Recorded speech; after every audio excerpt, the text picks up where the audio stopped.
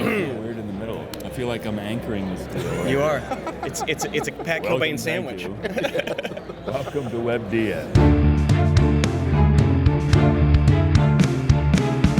Part 3 in our Holy Trinity series, Mike Mearls. I know you can't go in depth or anything, but a simple yes/no question: will the new setting be out of this world? Oh, well, they're all out of this world. Okay. So none of them take place on Earth. I can definitely say yes to that. Okay. All right. I was trying to catch you off guard. Yeah, see how I got the interview kung fu down. All right. Too clever for that. All right, so follow up to that one. Any chance of a Iron Heroes inspired something for 5th edition? Oh, I don't know. You know, Iron Heroes is one of those games that I look back and I see a lot of the flaws. But I think there's definitely space for that, like that was definitely something I want to code into the game. This like the no magic option. Yeah. And I've been kind of tinkering around with something, but it's probably not for quite a long one. Well, so. one thing I loved about Iron Heroes was the leveled feat system, where you can take different levels and just kind of focus on a thing. That was a lot of fun. Cool. I mean, like maybe something like that could be. Yeah, and that's something which you kind of, I've sort of thought of, you have with spells a very clear progression. D&D's never had, except like in the basic D&D from the 80s, this sense of like leveling up like weapon mastery at the same rank. We never had an expression I've tinkered with that felt like smooth enough at the table. One of the things that kind of happens is if everyone's casting spells, like the game can get kind of slow. You have to kind of balance that. Oh yeah. But that's also just maybe just part. I mean, for some people that's a feature. So it's definitely something which we might start to look at as we add more expansions to the game. I don't know if it'll ever be anything that's in the core game, like in a player's handbook. So You're the D&D Beyond interviewer, right? Okay, we're already live. Yeah. This is already happening. All right. So here we are at Gamehole Con. It's WebDM. We have Todd Kenreck. Excuse me. Ton Kenreck. Yeah. Sorry. That's my new character. What's it like working there at D&D Beyond, doing that fun stuff? What's it like is it's me. It was me in my apartment. Yeah. Trying to make that look professional. Understand that And, completely.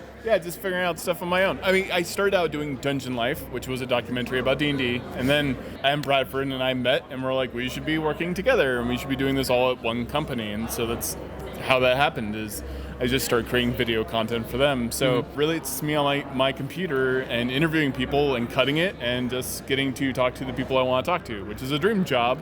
Yeah. And trying to figure out how I'm going to fill these 4K files onto my computer and lots of technical stuff that no one's ever going to care about. How many external hard drives do you own? Oh, I don't even know. It's disgusting. They're all like covered in dust and grime and so many. That was straight from I knew Travis.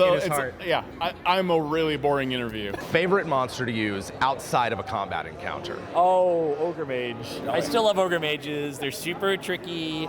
They've got that cone of cold, which people never expect. They can shapeshift, they can fly, they can go gaseous form. They are so much. It's my favorite monster because of that versatility.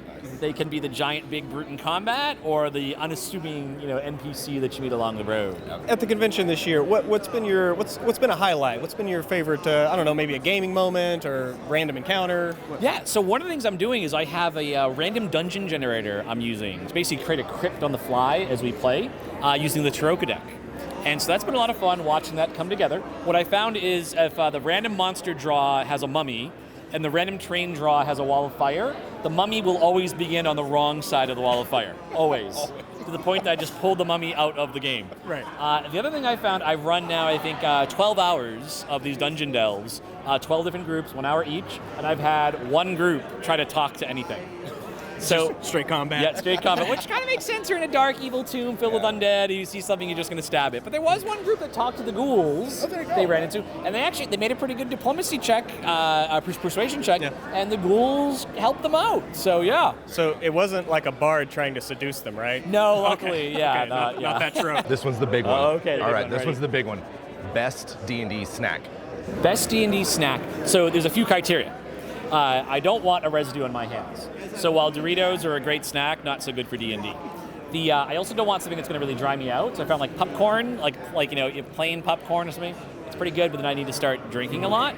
So I actually find that cheese and crackers work really well. because then you can get kind of like a cheese assortment. You know, like the deli section, they sometimes have, it's like 4 different cheeses, and then you can get a couple different types of crackers, so you can kind of vary it up, and it's like Dungeons and Dragons, like you make your own experience. Like, I could do like 2 crackers and a piece of cheese. I could do 2 pieces of cheese and a cracker. I could do like a wheat cracker and cheddar. So yeah, it's actually kind of thing I'm kind of around to, like a little cheese and cracker spread. You can do a Wisconsin sandwich, which is cheese as the bread and the crackers in the middle. It's WebDM, it's Gamehole Con, and we are here with Pat Kilbane, who is heading up a little bit of a documentary here. You had your kind of your first like your inaugural showing, right? Here? That's right. Yeah, we did a screening of our Gary Gygax documentary last night. We just showed footage, about a half an hour of outtakes and extended scenes and stuff, and it's really exciting. You know, we've got a Kickstarter going now. We're already over 200% funded, and we've got a rough cut we're really happy with. So.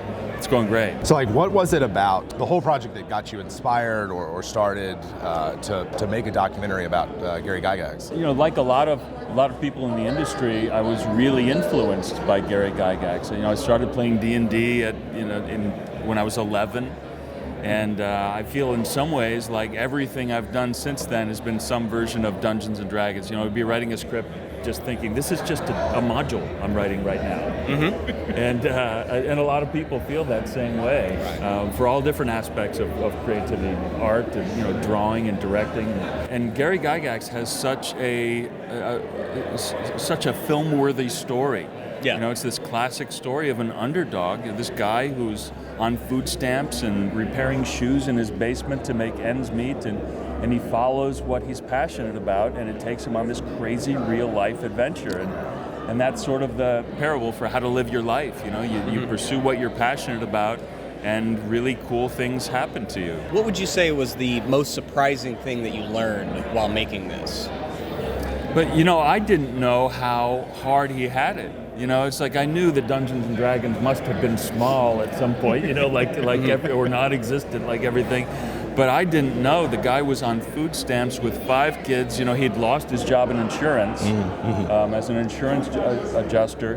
And, that's what you usually consider to be the secure job. But that was gone. He took this wild chance and formed this company for a game that there was no market for, completely unprecedented. For me, what I love about it most is that he's made this game that then we get to share and participate in, and it's not just like a passive thing, it's a hobby that everybody can be active in and engage their imagination, and that's the part of his story that I love the most, I think. It's interesting you say that. When we interviewed James Lauder, I don't know if you know James, but he worked at TSR for a number of years in the publishing side of things, fiction side, and he said that, when you play Dungeons and Dragons, you get to know the game and you get to know Gary.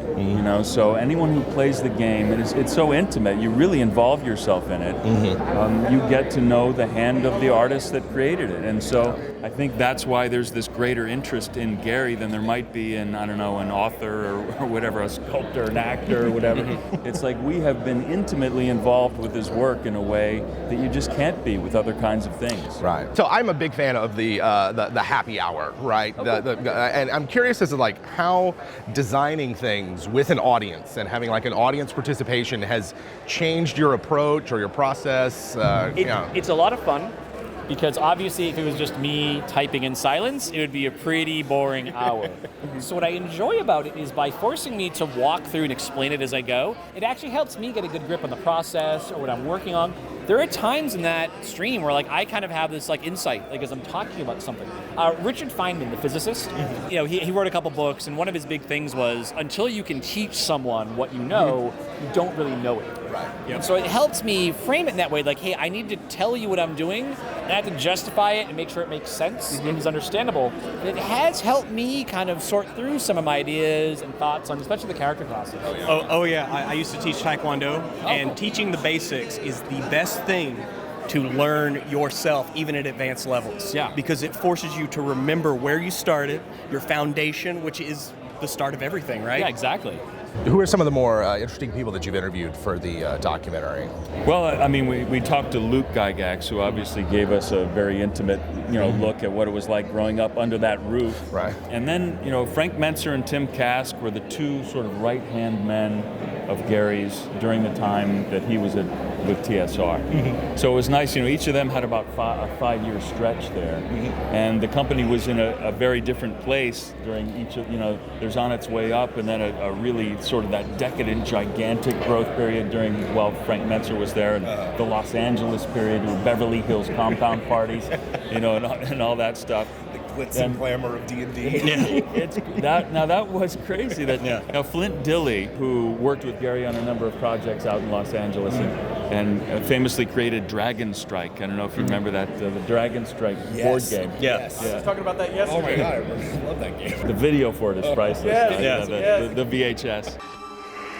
Thank you, Clark. By healing me, you may have spared 1,000 lives. Warrior, I sense the presence of evil very near. Yeah, he was talking about the parties and stuff, and how Gary came home one day and a pair of $1,500 jeans, and that's probably like $4,000 today, or something like that. Yeah.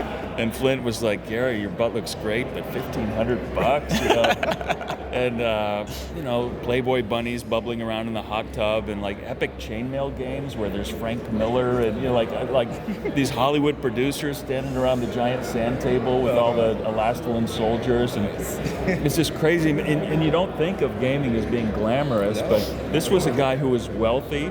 He had a compound. If you saw the property this compound was on, it was opulent. The crazy thing is, this is a guy who came out of his dingy basement, where he fixed shoes and glued together a dragon out of dinosaur pieces. Yeah. So he could play this game. And now he is on the literally on the mountaintop. Yeah. With beautiful women and extraordinary $1,500 pants.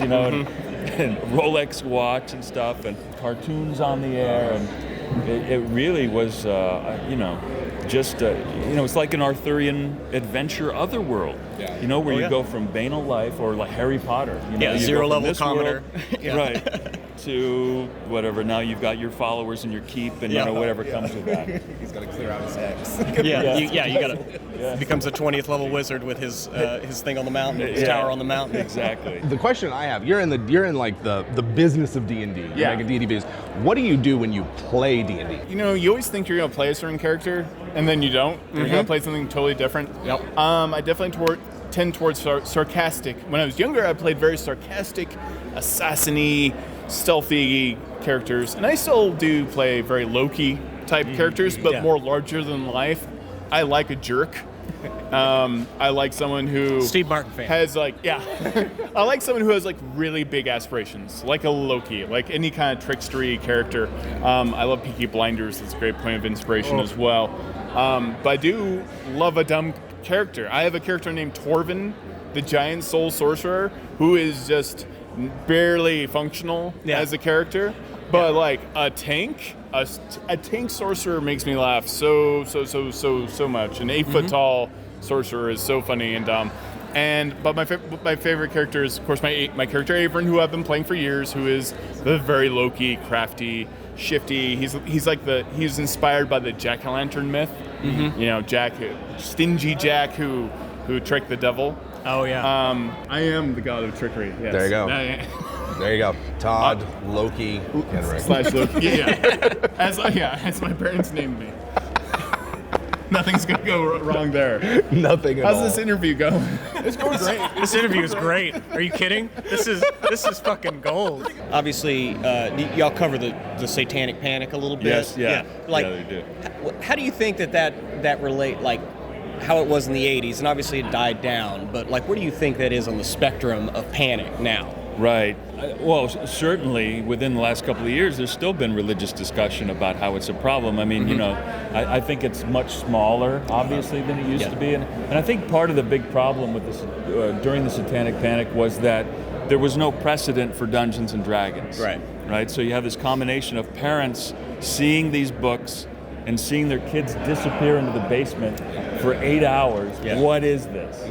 And you can't explain it really. And then there is, the images of, flames and horned demons and stuff on the books. And so the combination of not knowing what it is with the imagery and certain people being very panicked about it, I think made everybody just a little bit wary, and justifiably, I suppose. But as it turns out, it was all really kind of silly. Yeah. And of all the things your kids could be into, this is probably like high on the list of things you prefer. You would prefer, right? It seems like there's so many successful people and like phenomenally successful people where Dungeons and Dragons is somewhere in their past. Right. And whether it was just a thing that they did or something that they've carried with them through their lives, yeah, absolutely. Like a hobby where you get to exercise your creativity, share it with your friends. I certainly would love that for anybody.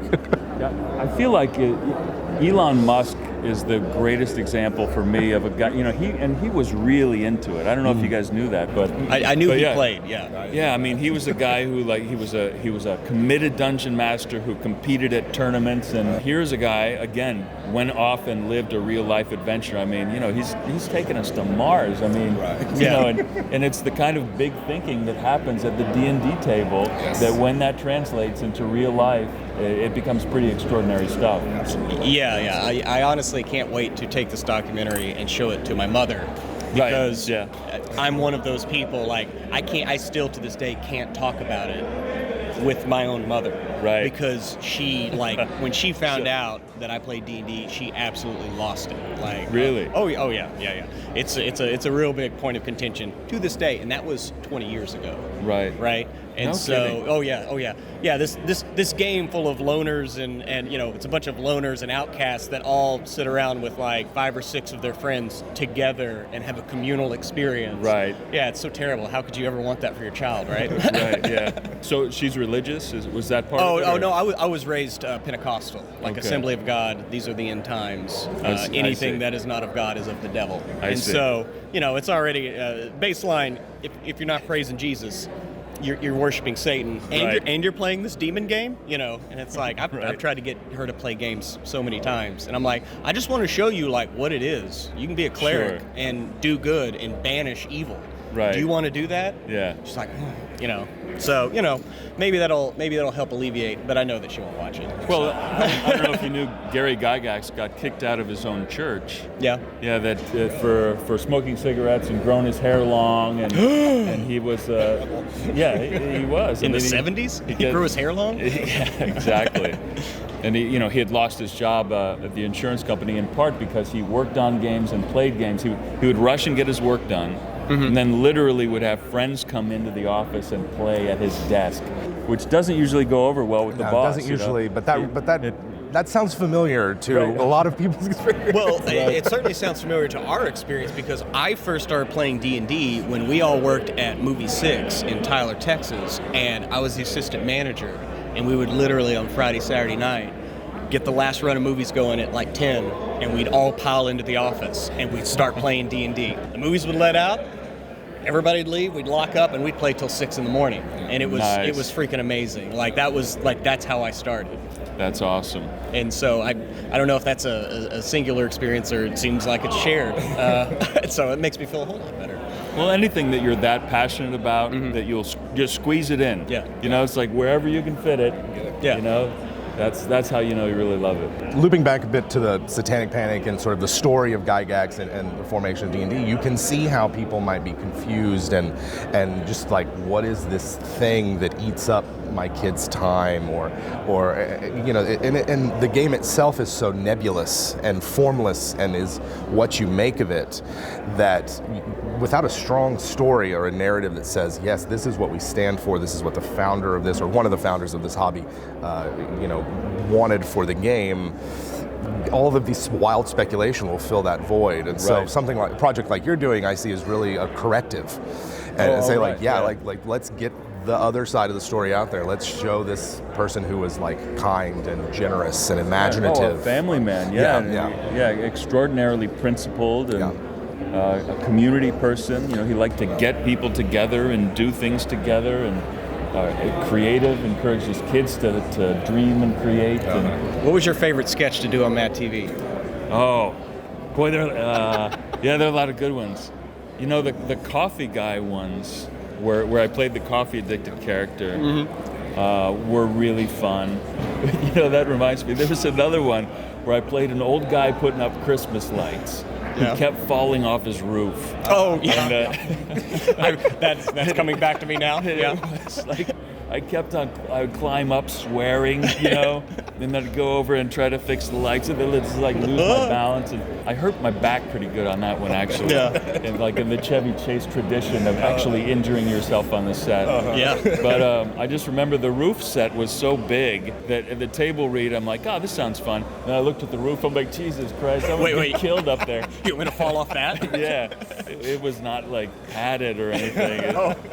But just because it was just so over the top, you know, and kind of sadistic. Yeah. Things you do for your art. Yeah. Right, yeah. Sacrifices made. Yeah, exactly. Well, thank you so much for coming by. Can't wait to see the documentary. Thanks, guys. And wish you all the best in the future. I love your show, and good on you for pursuing your passions and doing your thing. Thank you know, very much. 130-something thousand subscribers. It's like it's more people than a lot of cable shows. You know, it's insane. It's insane. It truly is insane. I agree. That's Right. Yeah. That is the fruit of going for it. You know? Yes, it's So- a surreal life, this D&D hobby life that we live now. So yeah, it's awesome.